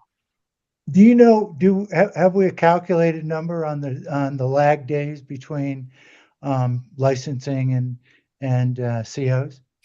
Do we know Yes, that we if that's have. increased? I've talked to Kathleen Hopkins about that a few times. About a year to a year and a half ago, we figured it was about 13 to 15 months. But lately it's been trending a little higher. So Yeah. we're estimating 15 to 18 months now. So I'm not sure why it's taking a little bit longer from the time we issue the building permits to CO, but the timeline has increased. We can do another analysis on that. That was about when I was doing the budget a couple months ago. So we can ask the question again. But yes, we can calculate that The without a biggest problem. thing is labor availability Yes. for those guys, and the fact that there's less less labor. There's more demand for that labor, especially as what's being built around us gears up. There's just not as many resources, so they're a little slower on their build rates. That's good input on the variable. So, do we know how we stack up against other towns on that one? No, I do not. I assume that HAL could get us that data, but Is that Gordon's something not. you would like us to follow up on, Ralph? We do need to talk. Well, I won't even get into the talking to the real estate association, but I just had dinner with some realtors, and I think, they're always looking at speed. How fast you can, if you're buying anyway, how fast you can, how fast the buyer can be satisfied. They want to increase their turnover. It would be interesting to know where we stand. Are we behind, or are we ahead? Are we even? Where do I we think stand with this? my sense is we're pretty even, but we can ask. I mean, again, HAL services a lot of communities and has plenty of data. I'm sure we can get that pretty quickly. Yeah, if it's an easy piece of data to benchmark ourselves against, it probably is worth it. Yes, and that is consideration. something we can follow up on because we do have a lot of repeat plans right now, and those are supposed to take less time because the design and the plan are very much the same. On large homes, let's say in Golden Eagle and Soaring Hawk, it's going to be longer because there's a little bit more inspection time there. And custom homes always take longer than Yep. a repeat build. Correct. Yeah, Sure. so, Which would be the Golden Eagle and Soaring Hawk, yes. As an example. and Lakeview. And Lakeview, yes. And, phase 4 of Shoreline is a different style home, so those are gonna take, it'll take a little longer for the first group. Because Correct. it's a new set of designs. They're not the twin homes that are, or the four packs that are in, Shoreline phase 2, so. So we'd have to look at it, Ralph, from, the repeat versus the custom homes, and there might be a differential in Heber or Park City, because Park City might have more of the custom, Heber might have more of the repeat. So we can look into it for you. No problem. Thanks, Katie. Appreciate it. All right. Any more questions on the general fund? And let's go to the enterprise fund. Okay. Talking about the enterprise fund, you can see at this point in time, we have a surplus at this point in time of $170,000. We have some revenue unfavorability, and that's due to no price increase to the residents for water, sewer, and storm. That's because JSSD has not put an increase into us, the Hideout, at this point in time. So you can see the $43,000 unfavorable because we don't have that 8% increase built in. We're hoping to have it. I know we checked and they're talking about it now and they're putting plans in place. So we should have an increase by the end of June. But right now we're kind of not thinking it's going to come in until March or April. So I've gotten the forecast no increase through April. So in the miscellaneous revenues, we're unfavor a little bit because of lower late fee revenue associated with standby fees. In the expenses, we're favorable by $227,000. That's due to lower salaries, benefits resulting from the town not hiring the new public works employee or the engineer. And we have some reduced smart water meter and consulting expense. We also have lower JSSD charges because we had also built in an increase from JSSD, which we do not have yet. So you can see that the revenue unfavorability is partially offset by the expense favorability there. And then we have higher engineering costs associated with the town not hiring the internal employees. So right now we're looking very good. We thought we were going to be unfavorable by 57,000, but due to those reasons, we are now projecting about 171,000 favorable. So we're doing great. Yep, so far so good. And I do see, I'm being conservative for the general and the water fund. So we're hoping to be able to have some additional opportunity through the remainder of the year. But right now, this is what we're looking like. Great. So if you want to go to the MIDA fund, Sure. you can see on the MIDA fund that we are favorable to the budget. And obviously you can see that under the transfer to general fund, you can see the exact offset that we had in the general fund, which showed 133,000 unfavorable. This is now showing 133,000 favorable. So we are going to retain these dollars in the MIDA fund for growth and opportunities in FY 26, 27, and 28. And then we also have some additional interest because we are investing the money that we get, really not investing, but we're putting in a high interest bearing account that enables us to receive about 4 to 5% interest on the cash we have in the bank. So we have some additional funds coming in for interest. We are exceptionally favorable to prior year, and that's due to a lot more properties being built in the Deer Springs, Deer Waters, Lakeview, and Claim. And because of that, we have a lot more property taxes coming in. We don't see a lot of the sales in municipal just yet, but we should in FY 26. Okay. So I'm not going to go through the individual breakdown sheets. I think the summaries are a solid view unless somebody wants to get down to the line item level tonight. No, but can you go back up a little bit so we can get the favorability across the three? It's 170 and So you're flat on the general fund, you're yeah, 170 favorable in the enterprise and 137 favorable in the MIDA. So overall, you're about 330,000, 340,000 favorable. uh-huh. Okay. I like that. Yep, it's very nice. Yeah. So we're looking quite healthy, and hopefully we can do some great things for growth opportunities going forward for the town. Yep. So this is the benefit of passing a budget that gives us the room to do what we need to do to operate. And I'd much rather be on this side and not having to bring as much to the table next year than be taking from reserves. So we did a good job. The team did a good job putting the budget together for 24, 25, and we're seeing the results of that. Well, if you look at it from last year, we had to tap the reserves for Exactly. close to the surplus amount. So to me, that's always a good thing because that, either you can use that as a buffer or put it into good use for the town. Exactly.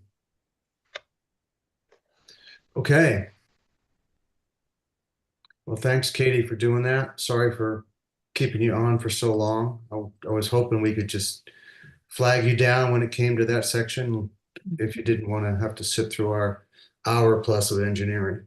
Nope, it's always interesting. I like joining, and I usually stay on for the full meeting. So great job. Thank you. Thank you. I am going to step away for my personal health reasons and let Chris has agreed to take it forward from here. So thank you all. I'm going to drop off and I'll chat with most of you at some point in the future. All right, thank you, Mayor.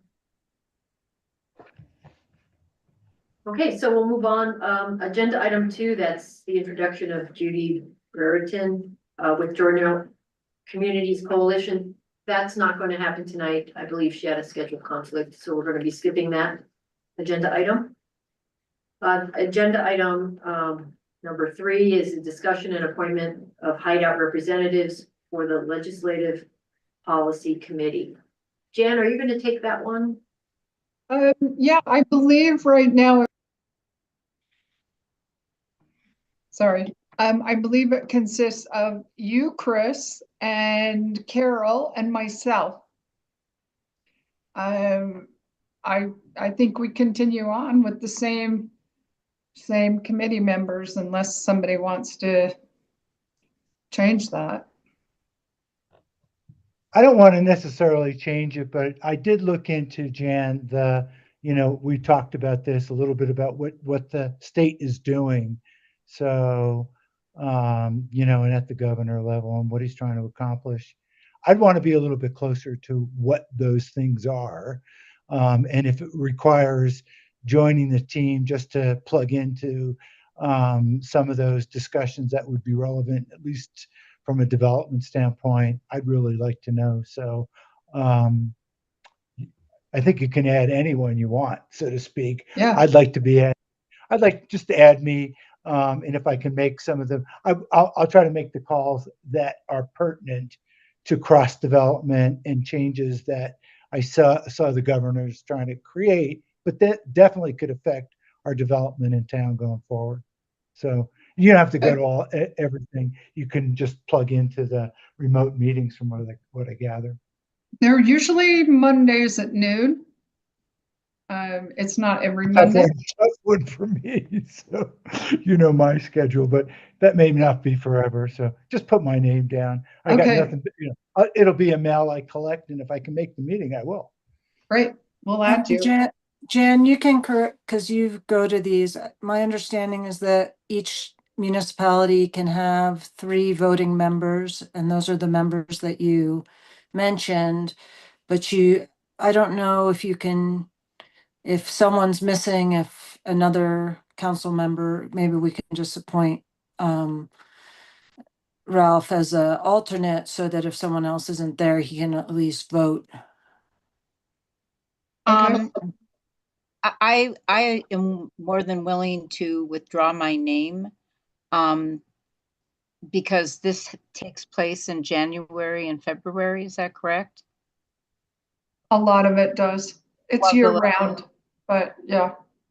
Right, and I get very involved with Sundance, and I also have some health issues, so I'm more than happy to let Ralph take my place. And I wasn't vying for that, Carol. I was mostly vying for the ability to collect information that's relevant to the town. But yeah, that's fine. First of all, Carol, you need to do what you need to do, so to speak. So that's absolutely fine. If you want to add me, Jan, go ahead, and Okay. whatever works for everyone here, it's fine. Sounds good.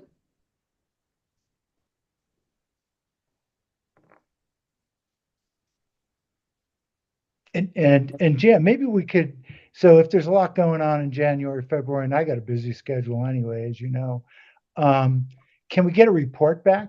Can we, if you were can you summarize back to us what we should be thinking about? I'll certainly ask you anyway, because Yeah. there's so much going on at the state level, Okay, so what happens is we get online and it's kind of an online poll. Many times during the legislative session, it's they ask for whether we're in favor of certain legislation or not. So it's kind of it's really case specific to the town. Does this help the town or does it not? And it's just we're one vote of all of these municipalities. So I'm happy to summarize it for you. That's Let you always go good first. because I keep reading about all the changes that, in terms of lot sizes, those kinds of things, and basically controlled by the state over development. So Yeah. even growing beyond what we already know about here. So that concerns me. And, that's going to impact potentially us. So, yeah. Okay.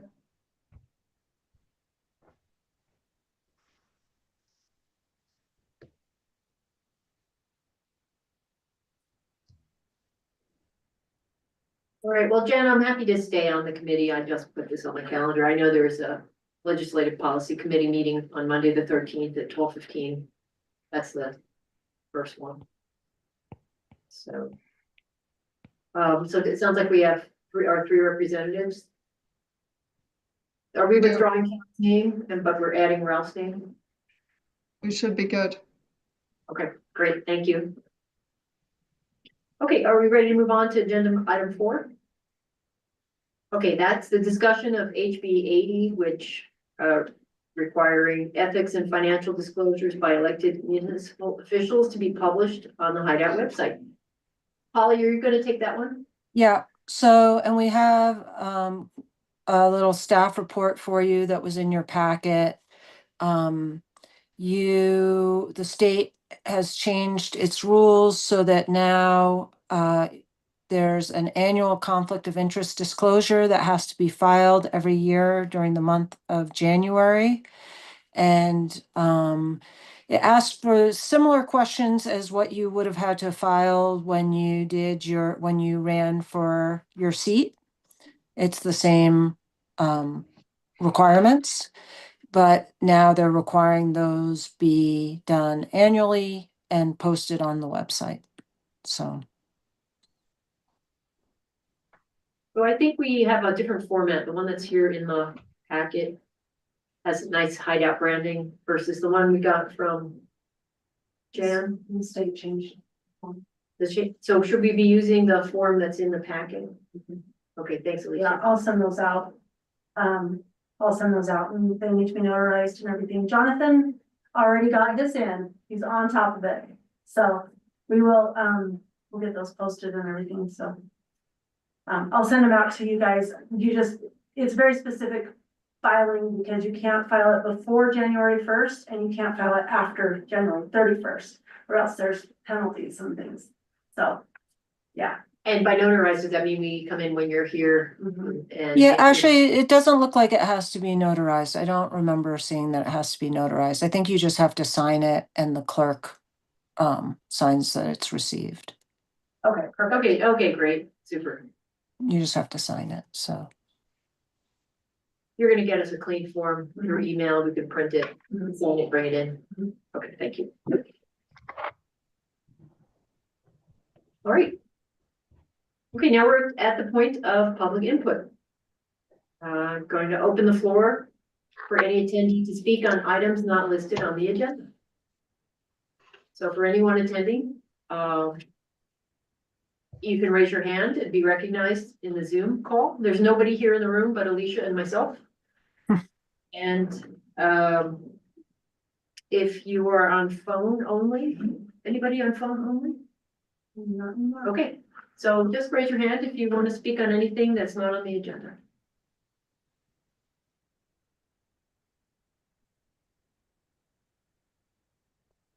See any hands yet?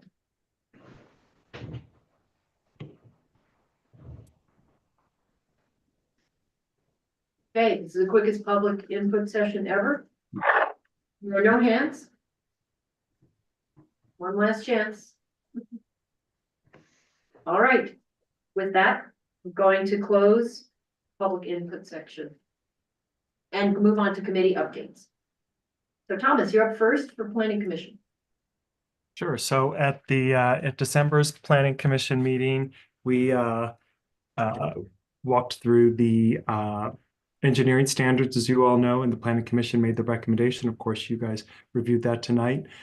With regard to upcoming meetings, it looks like we'll have Elkhorn Springs at next Thursday's meeting, which is Nate's project for the Salzman property.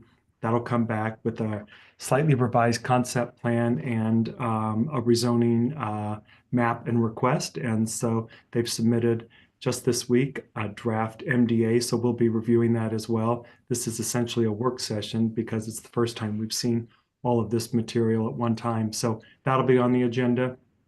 We anticipate that Wild Horse Development, we're working closely with them. They're doing a bit of a redesign for that project, and they're intending to come back at the February meeting of the Planning Commission. And also at the next Planning Commission meeting next week, next Thursday, we're also going to start a bit of a work session with the Planning Commission to look at updating the general plan, areas we need to update, whether that's future land use planning, thinking about how the annexation impacts economic development, et cetera. We're going to open up that dialogue and begin the recommended updates. And that is all we have on the Planning Commission meeting for the next round. Great, thanks, Thomas. That sounds busy. Stuff.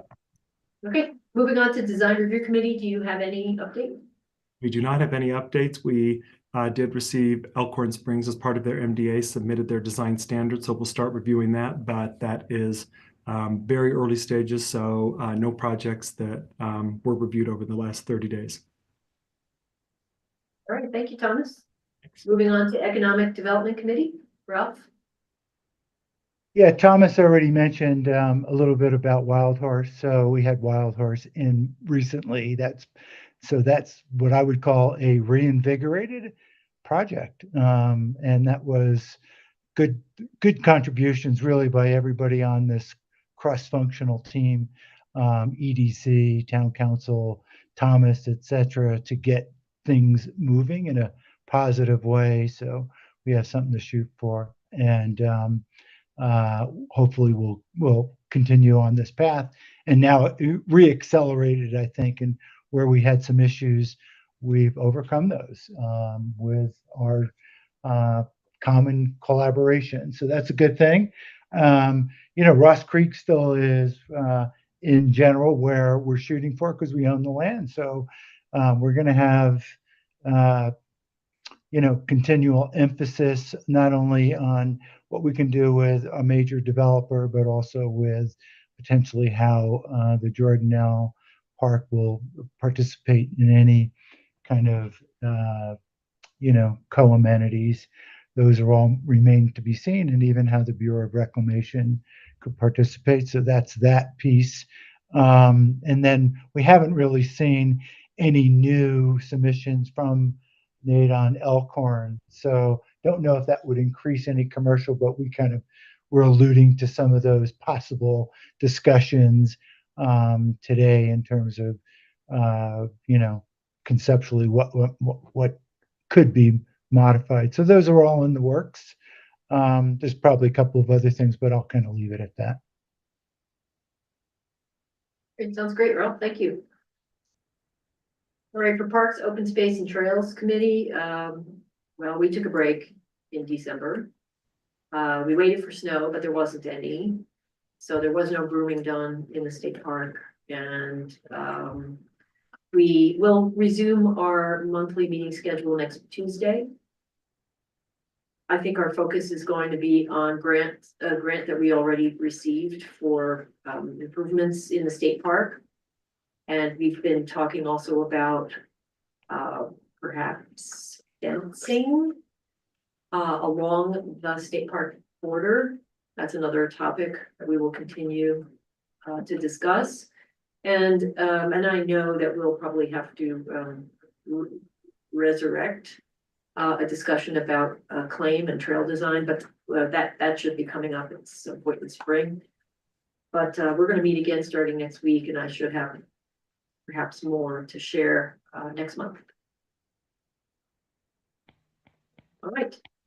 Finally, last but not least, is Carol with the Transportation Committee. I really don't have any updates. I know that the buses are running. I don't ski anymore. I don't know if anybody on council has taken the buses and how effective they are. Does anybody have a report on the buses? Nobody's taken them? Okay. I've just heard, anecdotally, people on the chairlift, like, hey, yeah, when it's busy, I drive to Richardson Flat, jump on the bus and go to the resort. So I think they're being used, but I just don't know how. And it wasn't, it was a resident of Hideout that said that on the chairlift the other day. So, I think people are using it, but I just don't know to what extent and what their experiences are. I do know someone who works at Deer Valley who's using it, and I will be using it once Sundance begins because that's how I get to my venue. So I can report more next month. And I'm expecting, Carol, that'll be when the peak usage is, right? That's when everybody. Right, because there's really no parking in town. Exactly. So, yeah, so I think it'll be very crowded during Sundance. All right, thank you, Carol. Okay. Okay, with that, we have the end of our regular meeting. Polly, are we going into executive? Yes, please. Okay, so do I need to make a motion to end the regular meeting and go into executive session? No, so what we usually do is have a motion to go into closed, and then that happens during the open meeting. And then once closed is done, we'll go out of executive session and then close the regular meeting. Okay, thank you. So I would need a motion to go into executive session from here. All right, thank you, Carol. Bob, was that you second? Yep. Okay, Bob second. Okay. Jonathan, Yes. Ralph, Yes. Carol, Yes. Bob, Yes. Chris. Yes, oh, that's me. Mhm.